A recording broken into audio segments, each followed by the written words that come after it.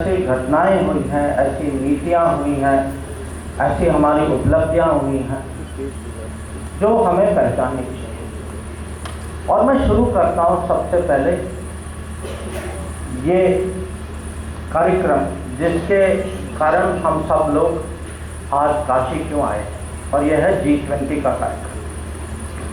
अब G20 तो बहुत सारे हो चुके हैं। इस लेवल पे प्रेसिडेंट पीएम के लेवल पे अभी तक हमारा जो है हम 18वें हैं। हमारे पहले 17 और देश जो हैं G20 की अध्यक्षता संभाल चुके हैं। और उसमें मैं खुद 17 में से मैंने खुद अपने आंखों से 9-10 देखे होंगे। पर ये G20 जो है हमारे लिए भी बहुत अद्भुत G20 है और दुनिया के लिए भी ये बहुत असामान्य G20। और इसका कारण ये है कि पहली बार G20 जो है ये एक जन भागीदारी की दृष्टि से देखा जा रहा है। कि नॉर्मली क्या होता है आमतौर पे कि कोई भी देश अगर ऐसी अध्यक्षता संभालता है तो कार्यक्रम जो है उनकी राजधानी में होता है, उनके 1-2 बड़े शहरों जो कमर्शियल कैपिटल जो कहते हैं वहाँ होता है। हो सकता है बड़ा देश हो तो चलिए 2-3 शहरों के से ज़्यादा 5-6 शहर हो सकते हैं। ये पहली बार G20 के इतिहास में हुआ है कि हमारे अध्यक्षता के समय करीब 60 शहरों में G20 जो है इसके कार्यक्रम मनाए जाएंगे और उसमें जो है काशी का एक बहुत महत्वपूर्ण जगह है। और वो क्यों है? वो इसीलिए है कि आज से जो मीटिंग जो शुरू होगी, ये मीटिंग जो है ये डेवलपमेंट मिनिस्टर्स की मीटिंग है। और अगर आप G20 का अगर आप लक्ष्य देखें, G20 करता क्या? G20 जो है दुनिया के जो सबसे बड़े टॉप 20 इकोनॉमीज जो हैं उनकी सरकारें मिलकर हर साल तय करती है कि दुनिया में डेवलपमेंट कैसे है। तो जब डेवलपमेंट मुख्य विषय है और डेवलपमेंट मिनिस्टर्स आते हैं तो आप ही समझिए कि अगले 3 दिनों में जो मीटिंग जो हो रही है इसका जो महत्व क्या है।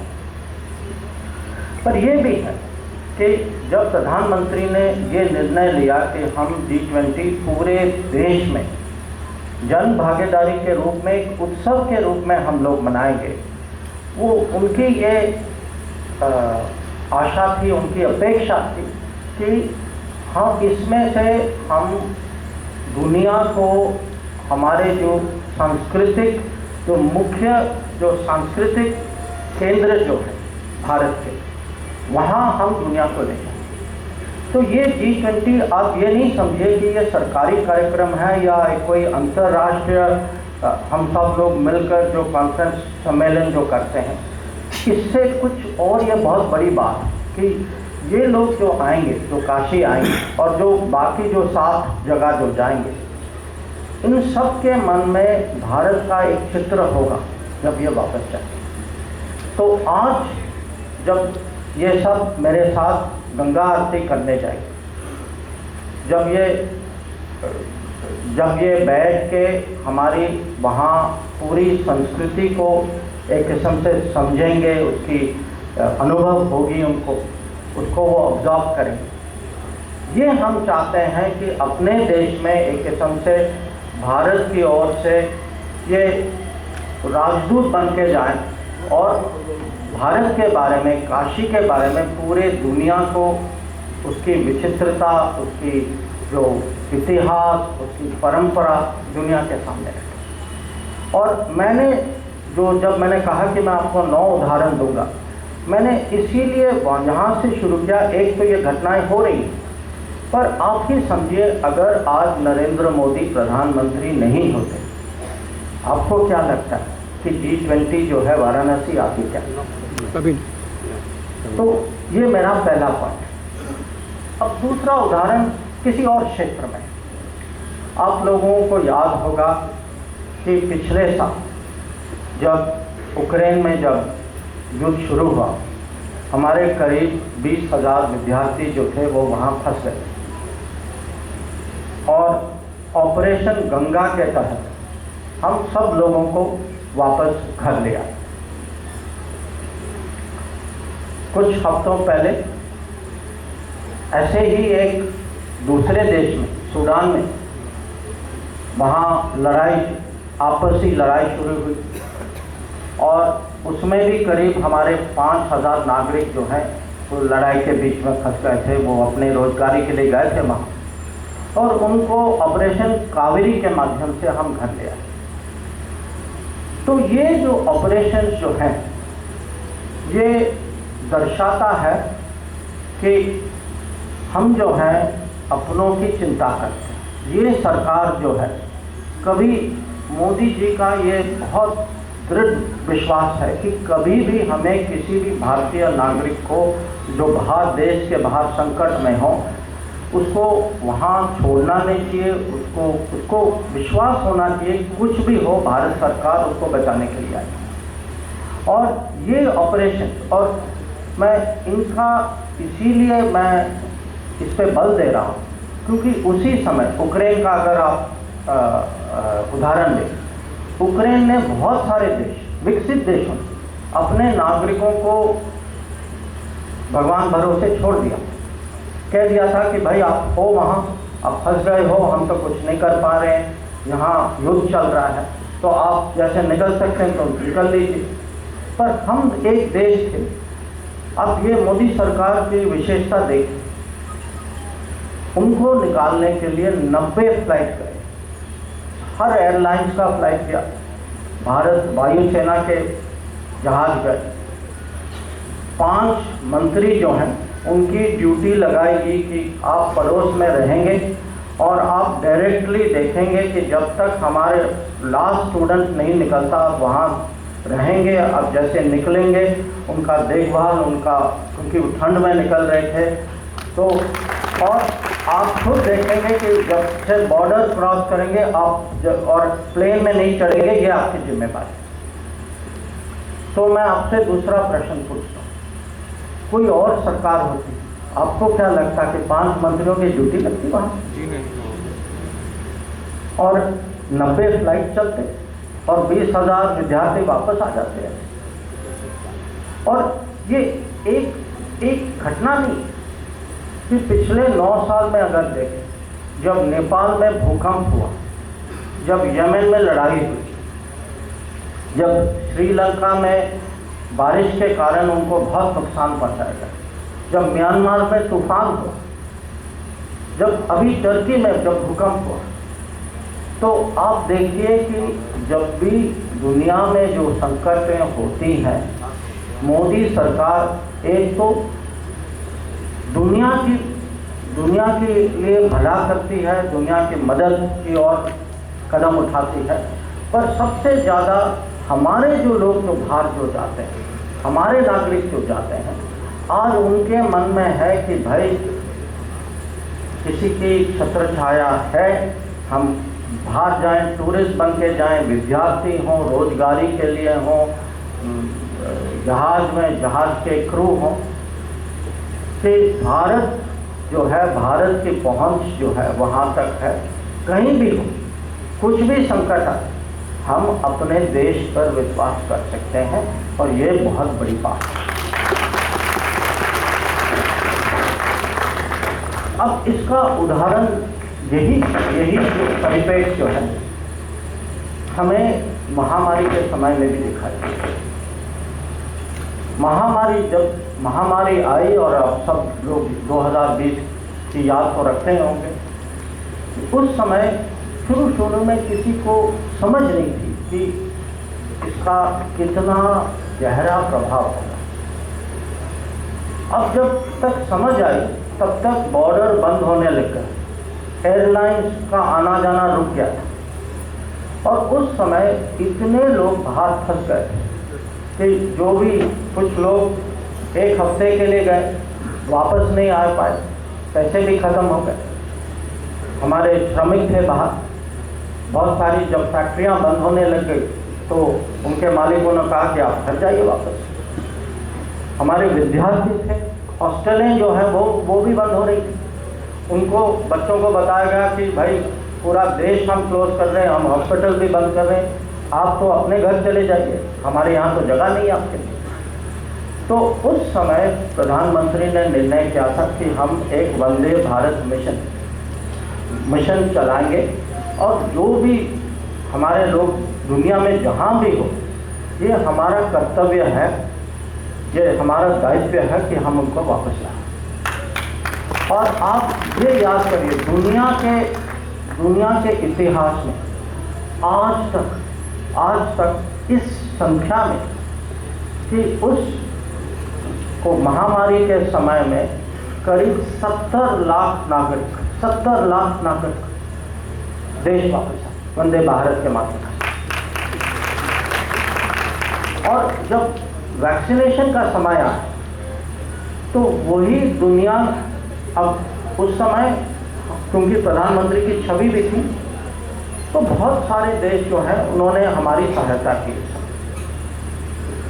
और आप जानते हैं कि जब वो डेल्टा वेव आया था कोविड का और ऑक्सीजन की कमी थी, उस समय भी बहुत सारे देश थे जिन्होंने कहा कि भारत ने पहले हमारी मदद की है, उन्होंने हमें दवाइयाँ दी हैं तो हम उनको ऑक्सीजन दें। तो दुनिया ने अपना भी कुछ जो कृतज्ञता था उसको भी प्रकट किया।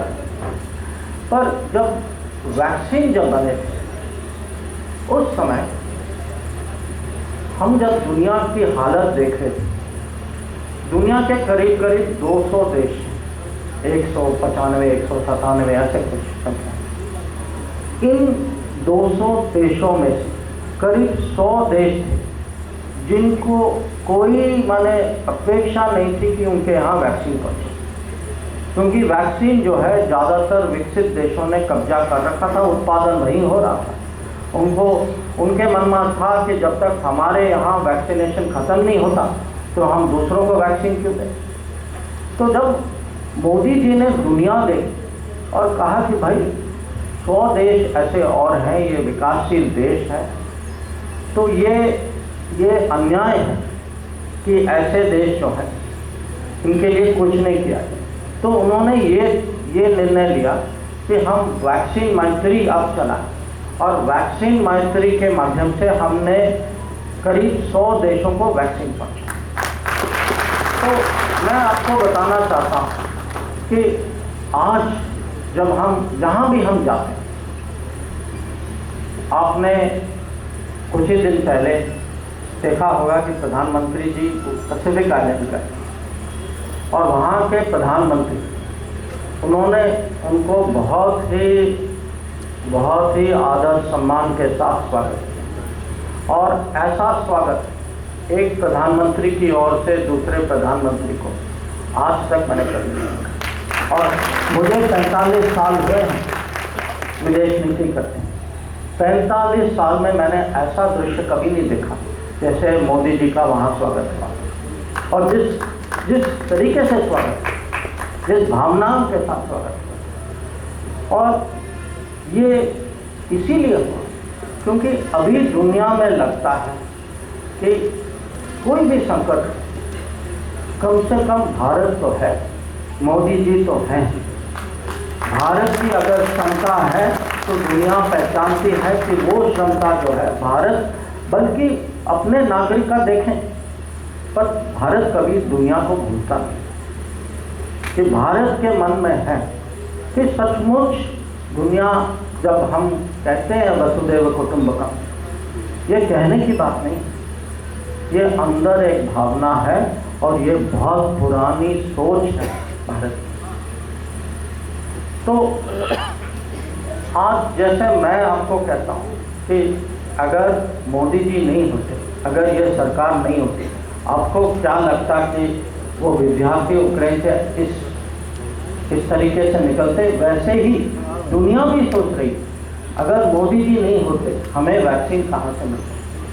100 देशों में यह भावना है, 100 देशों में यह है कि हमारे नज़दीक कहीं विकसित देश में वैक्सीन, ढेर सारे वैक्सीन पड़े थे, वो देने के लिए तैयार नहीं। किसी ने दूर से, क्योंकि मैं अगल बगल के देश की बात नहीं कर, पड़ोस की बात नहीं कर, मैं साउथ अमेरिका की बात कर, मैं पैसिफिक की बात कर, दूर दूर के देश जो हैं उनको लगता है कि कोई एक नेता था, कोई एक देश था, कोई एक लोग थे जिनको दुनिया की इतनी चिंता थी कि वो दूर से आए और जो हमारे अमीर पड़ोसी देना नहीं चाहते थे, इन्होंने। अब जैसे मैंने आपको बताया कि एक तो अपनों की चिंता है, एक दुनिया की देखभाल है, पर कभी कभी विदेश नीति में और राष्ट्र सुरक्षा में ऐसे भी क्षण आते हैं जहां किसी भी देश को अपना एक कठोर निर्णय लेने की जरूरत है। और पिछले 9 साल में ऐसे दो सिचुएशन आए हैं। एक तो पाकिस्तान के साथ, जहां सब जानते हैं कि सर्जिकल स्ट्राइक 2016 में 2019 में क्यों हुए, और आप जानते हैं दूसरा जो है हमारे सीमा में चीन के साथ। जब कोविड के समय में बहुत कठिनाई के साथ जब पिछले सरकारों ने बॉर्डर इंफ्रास्ट्रक्चर नहीं बनाया था, उसके बावजूद मोदी जी ने 2020 में निर्णय लिया कि चीन की चुनौती के सामना करने के लिए हमें अपनी फौज को वहां सीमा में भेजना होगा, बड़ी संख्या में भेजना होगा, पूरे हथियार के साथ भेजना होगा और उनको वहां रखना होगा। और आप समझिए कि ये जो है छोटी बात नहीं है कि ये खाली सीमा नहीं, ये बहुत कठिन जगह है। माने आप 10,000 फुट 15,000 फुट की बात कर रहे हैं, जहाँ इतनी ठंड है कि -20 या -30 जो है, -20 अच्छा, माने कहते हैं कि आज माहौल अच्छा है, -20 ही है। तो इसकी भी आप कभी थोड़ा सा आप इसके बारे में सोचें, क्योंकि जब हो जाता है, जब सर्जिकल स्ट्राइक हो जाता है तो हमें लगता है कि भाई वो तो होना ही था, हमें जवाब देना ही था। तो मैं आपको 26/11 की याद भी दिलाना चाहता हूँ कि जब 26/11 जब आतंकवादी अटैक हुआ, आक्रमण हुआ मुंबई शहर पर, आप इसकी तुलना करें। आप सोचिए कि 2008 में भारत सरकार की नीति क्या थी, 2016 में क्या थी, 2019 में क्या थी, 2020 में क्या थी। तो अगर आप तुलना करेंगे पहले की नीति और पहले जो जिस तरीके से हम जवाब देते थे या नहीं देते, और आज का अगर आप देखें तो आपको मुझे लगता है जमीन आसमान का फर्क दिखाई देगा। अब विदेश नीति आप जानते हैं कि इसमें काफ़ी बहस भी होती है, यहाँ बात भी रखना, हमें किस तरीके से रखना है। जैसे आपने कहा, मैं कोशिश तो करता हूँ कि जितनी विनम्रता से मैं बात कर सकता हूँ मैं करता हूँ। बीच बीच में कभी थोड़ी और जोर से अगर मुझे कहीं कुछ बोलना होता है तो ये मजबूरी तो है, पर आप ये नहीं समझिए कि खाली ये कुछ, जैसे टीवी में ना लोग आप देखते होंगे शाम को बहुत टीवी में बड़े ये आर्गुमेंट होते हैं। हर चीज़ जो बाहर होती है उसका घर में कुछ परिणाम। तो बहुत लोग आके मेरे से बात करते हैं कि साहब आपने यूक्रेन के बारे में जो कहा वो ठीक कहा, या आपने अच्छा किया कि आपने उनको सुना दिया वहाँ, पर इसके पीछे कुछ और भी बात है, ये भी आप लोगों को पहचानना चाहिए।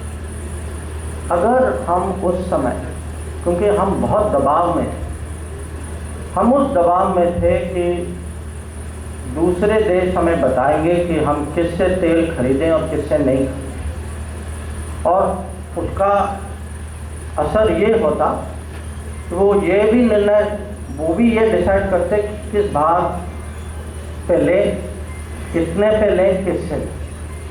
अगर हम उस समय झुकते, अगर हम में उतनी ताकत नहीं होती, खाली विदेश नीति की बात नहीं, यह पेट्रोल पंप की बात है। सामान्य नागरिक जो है, इसकी कीमत सामान्य नागरिक चुकाता है कि पेट्रोल के दाम आज कुछ और हो, अगर हम उस समय झुक जाते।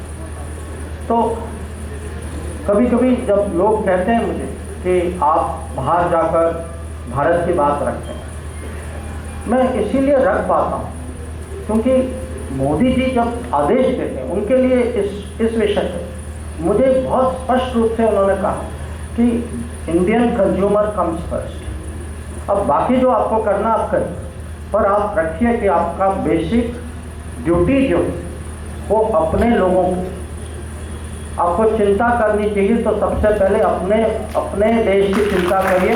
बाहर जो कहना है ये कि आप विदेश मंत्री हैं, या आप डिसाइड करके जैसे आपको कहना आप चलें। तो जब किसी मंत्री को इतना क्लियर इंस्ट्रक्शन मिलता है, जब इसको पता है कि ये सरकार की सोच है, ये प्रधानमंत्री की सोच है, और ये ऐसे प्रधानमंत्री हैं जो आपको 100% बैकिंग दें, पहले जैसे नहीं है। तो ये मैं आपको कहना चाहता हूँ कि आज जब मैं कहता हूँ आपको कि मैं 9 उदाहरण देना चाहता हूँ, जब मैं यूक्रेन की उदाहरण देता हूँ, यूक्रेन खाली तू मैं वाली बात नहीं है। यूक्रेन जो है, इसके बहुत माने गंभीर आर्थिक परिणाम होते हैं देश। अब उसके अलावा मैं थोड़ी बहुत संस्कृति के बारे में कहना चाहूँगा। 2015 में प्रधानमंत्री